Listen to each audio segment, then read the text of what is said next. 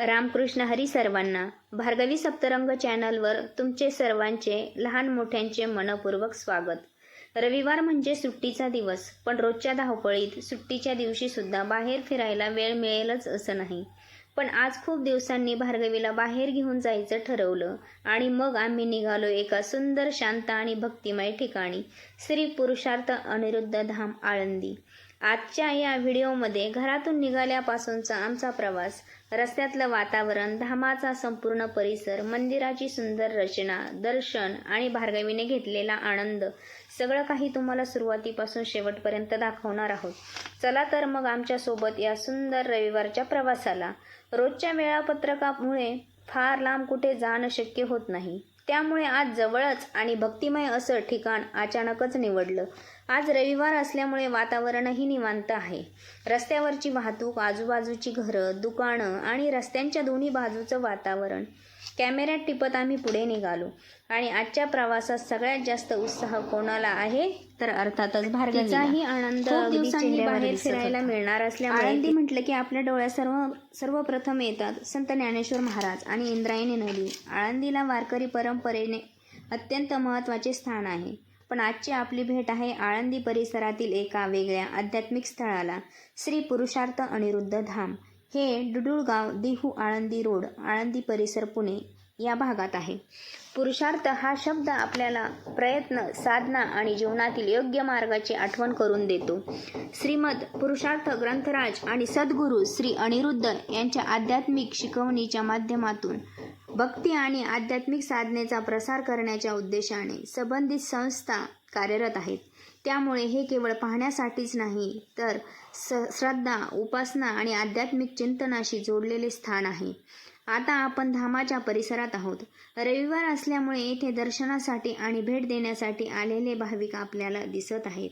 आजूबाजूचा मोकळा परिसर, ग्राउंड, येणारे जाणारे भाविक आणि धामाची भव्यता, हे सगळं आपण कॅमेऱ्यातून तुम्हाला दाखवत आहे. एखाद्या ठिकाणी आपण गेल्यावर फक्त मंदिरच पाहायचं नसतं, तर त्या जागेचं संपूर्ण वातावरण अनुभवायचं असतं. आणि खरं सांगायचं झालं तर येथे आल्यानंतर एक वेगळी शांतता जाणवते. प्रवेशद्वाराची सुंदर रचना आणि त्यावर केलेलं काम तुम्ही पाहू शकता. बाहेरूनच या वास्तूची भव्यता लक्षात येते. इथली रचना, सजावट, खांब, कमानी, दरवाजे आणि संपूर्ण परिसर खूप सुंदर दिसत आहे. प्रत्येक ठिकाणी काही क्षण थांबून त्या वातावरणाचा अनुभव घेतला की या भेटीची आठवण अजून सुंदर होते. समोर मातेचं हे सुंदर आणि प्रसन्न रूप पाहताना मन आपोआप शांत होतं. येथे वेगवेगळ्या प्रकारच्या मूर्त्या आहेत, ते समोर आपल्याला दिसतच आहे. येथे गणपती बाप्पा, श्री दत्तात्रय, अनिरुद्ध पादुका यांचे दर्शन घेतले. प्रत्येक ठिकाणी स्वरूप वेगवेगळं आहे. येथे ध्यान मंदिरात स्वयं भगवान त्रिविक्रमाचं ध्यान करता येतं. तेथे जप, आध्यात्मिक वाचन करता येते. अशा शांत वातावरणात काही क्षण मन स्थिर ठेवणं हा देखील एक सुंदर अनुभव आहे. खूप छान आणि खूप प्रसन्न वाटत होतं. आता आपण मंदिराच्या मेन गाभाऱ्यामध्ये आलेलो आहे. येथील देवीची मूर्ती खूप सुंदर आणि आकर्षक अशी वाटत होती. कितीही बघितलं तरी बघतच राहावं असं वाटत होतं.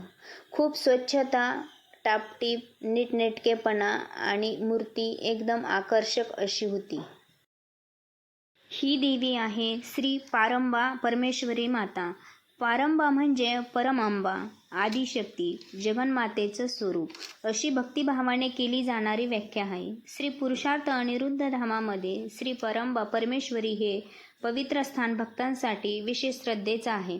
मातेचं दर्शन घेताना तिच्या मातृस्वरूपाची आणि शक्ती स्वरूपाची अनुभूती भक्तांना होते. समोर मातेची सुंदर मूर्ती, तिचं प्रसन्न रूप आणि मंदिरातील भक्तिमय वातावरण पाहताना मनाला एक वेगळी शांतता मिळते. चला आपणही हा क्षण शांतपणे मातेचं दर्शन घेऊया, मनोभावे प्रार्थना करूया. हे परंबा परमेश्वरी माते, सर्वांवर तुझी कृपादृष्टी राहू दे आणि सर्वांच्या जीवनात सुख, शांती आणि समाधान नांदू दे. येथे खूप मोठा भव्य असा दरवाजा होता. ते बघून भार्गवीला नवल वाटत होते आणि त्या दरवाजाचा कलरही खूप आकर्षक असा होता. ती त्याला हात लावून बघत होती. त्याच्यावरची डिझाईन पण खूप सुंदर होती. त्याला स्पर्श करताना खूप छान वाटत होते आणि ती आत्मसात करत होती. हा रस्ता तर आम्ही विसरलोच होतो. ह्या रस्त्याची आठवण आम्हाला भार्गवीने करून दिली.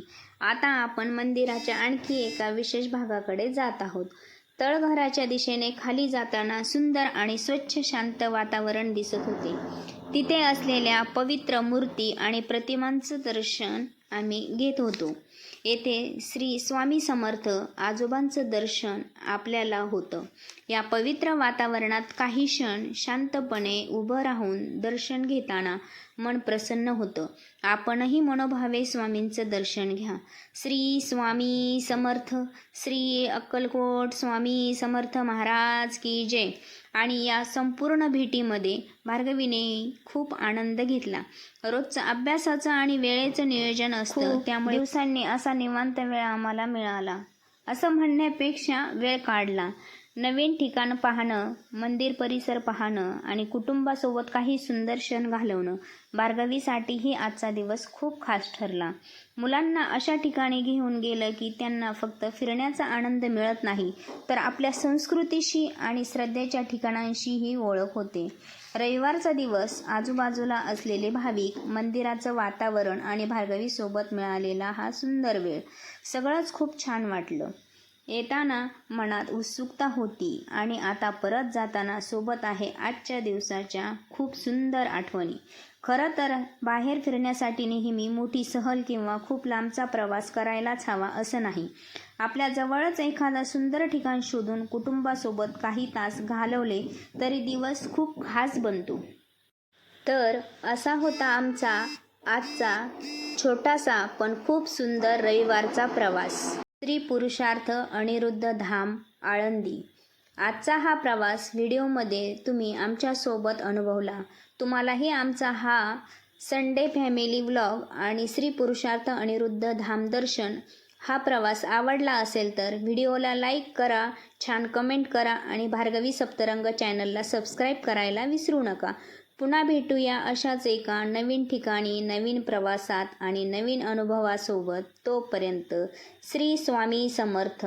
श्री परंबा परमेश्वरी मातेचा जय जयकार. जय श्रीराम आणि जय श्री ज्ञानेश्वर माऊली.